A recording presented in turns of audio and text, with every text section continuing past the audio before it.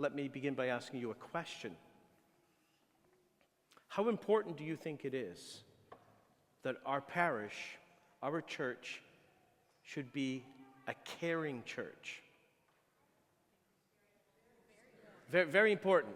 Who thinks it's very important? Put up your hand. Okay, that's good. I'm glad to know that you think it's very important that our church be a caring church. So I would presume that on a scale of 1 to 10, you would probably say, of how important this is, you would probably say it's a 10. That's right. Another question I have for you is, how do you think we're doing with that? How's that going? 5, 3? Well, I would guess around a 3 as well. And that's not a criticism or a judgment. It's just an observation from my own perspective. But I did hear someone say a 3. Some of you may remember a television show from the 1980s. Now, when I was preparing my homily and I wrote that statement, I thought, wait a minute. When I was a teenager, that's the equivalent of me hearing a priest say, some of you may remember a TV show from the late 40s. So I get it. But some of you may remember this television show. Anyone? Cheers. So if you don't know about this, you can Google it. Ask your grandmother. She'll know what it is. Remember the theme song? I'm not going to sing it. Sometimes you want to go where everybody knows your name, and they're always glad you came. You want to be where you can see our troubles are all the same. You want to be where everyone knows your name. You can hear the piano, can't you? The piano melody. You see, we need to belong. We have a need for community, to be known and to know, to be cared for and to care for.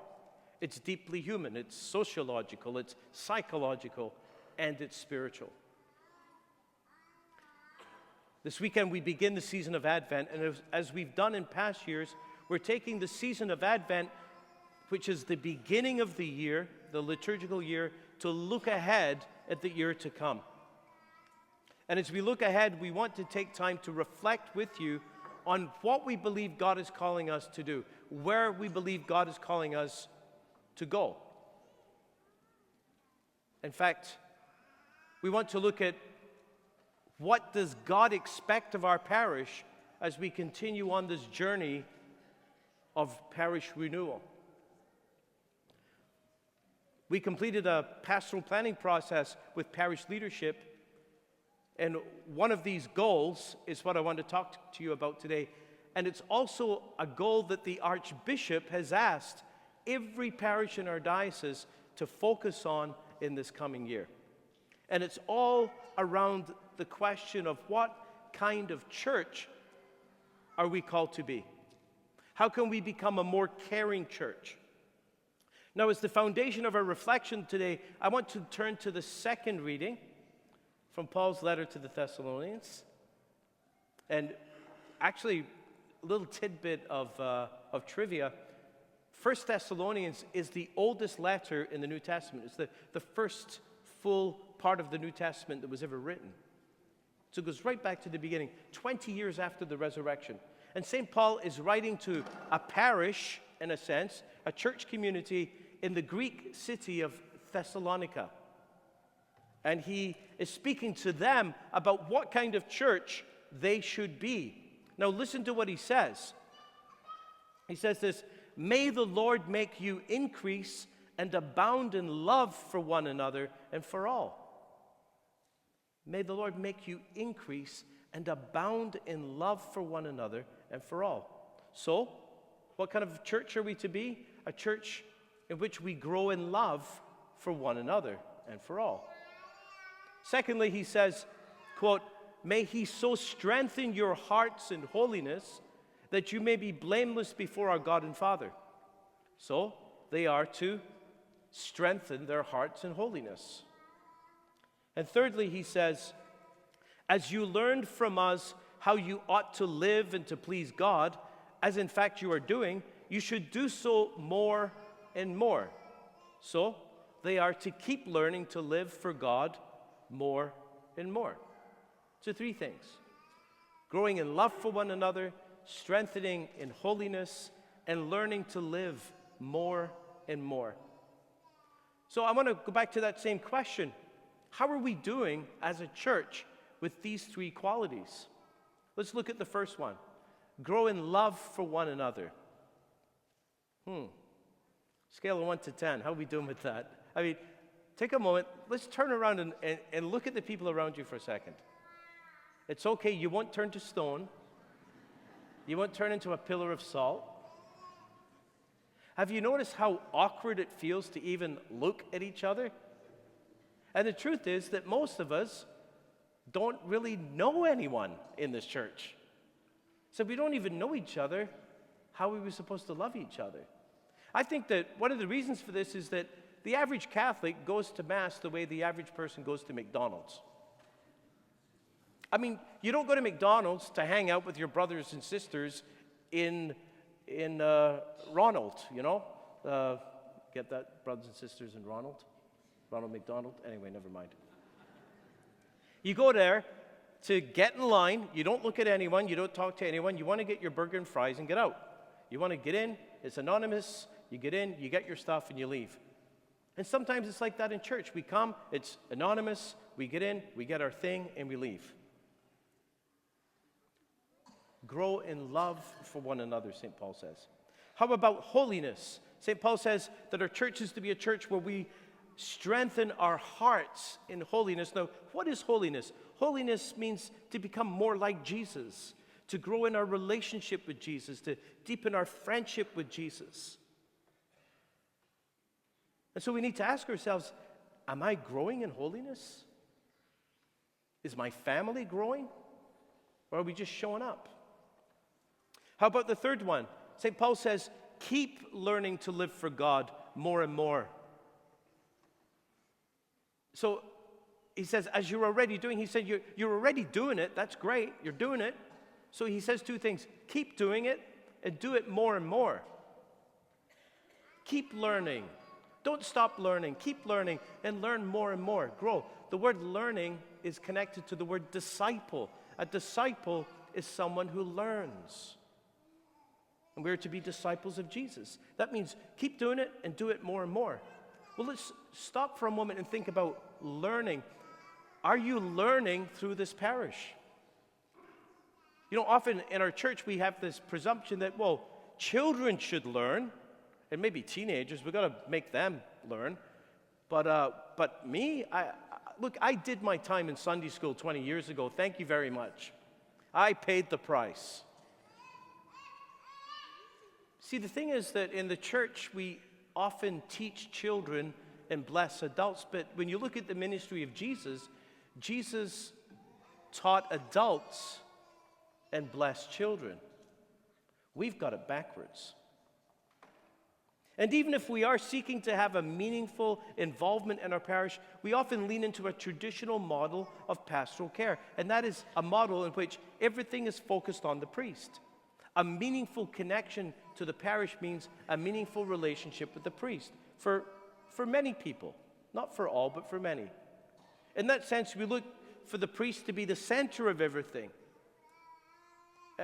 And this creates expectations of, well, honestly, super priest. And I ain't super priest, and I don't know any other priest who is. You know, for the last several months, we've been averaging our Sunday attendance around 740 people, 730, 740. Our weekend masses, we have about 140 at the Saturday, 220 at the 9, and last week we had 392 people at the 11 o'clock Mass. So when you add all that up and you consider that not everyone is able to make it in any given weekend, we probably, it's an educated guess, we probably have about 1,000 regular parishioners in some way or another, 1,000 people. Here's the thing.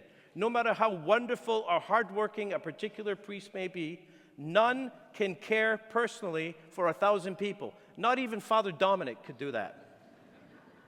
In fact, studies show that any one person can have any kind of pastoral relationship with no more than 150 people.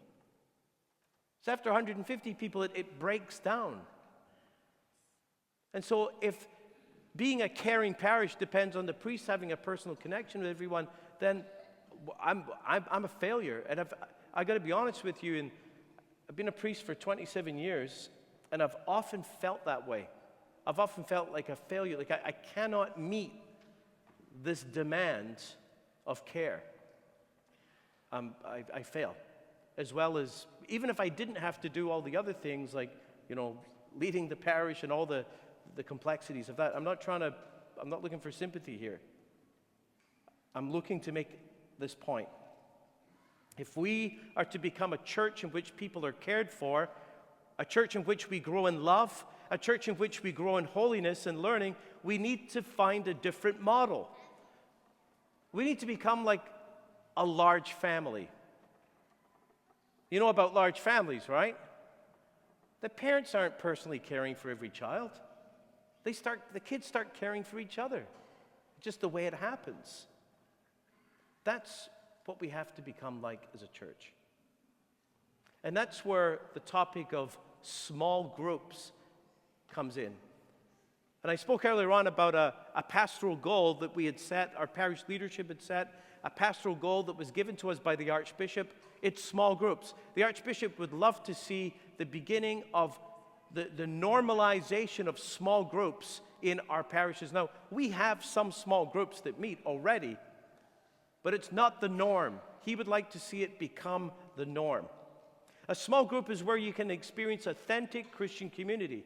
Because often we try to make Sunday mornings as hospitable as possible, but you can't make a large group do what a large group simply cannot do. We need, in addition to large gatherings on Sunday, the experience of small groups. It's in a small group that people can be known. It's in a small group where people can be loved and cared for and be cared for. It's in a small group that we can grow in love, in holiness, and learning as a disciple. Let me tell you a story about Wayne. He was in my last parish. Wayne came on Alpha and had a powerful encounter with Jesus that changed his life. Wayne wasn't Catholic. He didn't go to church. He didn't grow up in church. He joined a small group. He started coming to Mass. And a year later, he became Catholic. And a year after that, sadly, he became ill with cancer. And I remember when I went in to visit him in the hospital, because I do try to care for some people. Just say that. I do try my best. I did go to the hospital to visit Wayne. And when I went to check in at the desk, one of the nurses said to me, "Who is this guy?" I said, "What do you mean?" She said, "For 3 days, there's been a constant flow of people visiting him. A constant flow. We've never seen anything like it." It was all the members of his Connect group, that was called. There was no email that told people to do this, that asked people to do this. There was nothing in the bulletin that said, "Hey, everyone, go visit Wayne in the hospital." It just happened. It happened organically. It happened naturally because there was friendship, because there was a relationship, because people were already caring for each other. And so I ask you, wouldn't you want to be in a parish like that? Would you? Not sure? No, we'd rather just call Father James for everything. I'm sure you would. So here's what I'm going to ask you to do. I'm going to ask you to imagine our parish 3 years from now. And I'm going to invite you to imagine it not in an abstracted way, but a way that involves you. Imagine 3 years from now, 70% of our parishioners are in a small group of some kind. 70%. Some groups meet once a week, some meet every 2 weeks, some meet in the morning, some at lunchtime, most in the evenings or on Sundays. They meet all over the city because they meet in homes. All over the city. We even have a few small groups in Halifax, but don't tell anyone. Many groups have between 6 and 12 people. Some are larger and have about 20 people. We have different kinds of groups. We have some groups that are just for women, some for men. Many are mixed. Some are a gathering of young families with their kids, and they include young and old, single, married, divorced, widowed. Some meet to do Bible study. Some are prayer groups. Some meet for a potluck supper and prayer and discussion and sharing. And being in a small group is simply what we do in our parish. It's not weird anymore. It's not considered strange. It's how we live out what God expects of us, to be a church in which people are cared for. Can you see it? Can you see how it would be possible? I hope you can. I can see it because I've seen it in real life. I saw it happen to an extent I never thought possible in my last parish. And right now in that parish, they have about close to 1,000 people who meet in small groups in homes.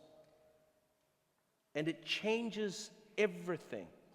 When we move from the super priest model of parish to actually being a community of communities in which people love one another, care for one another, and help each other grow spiritually, it transforms everything.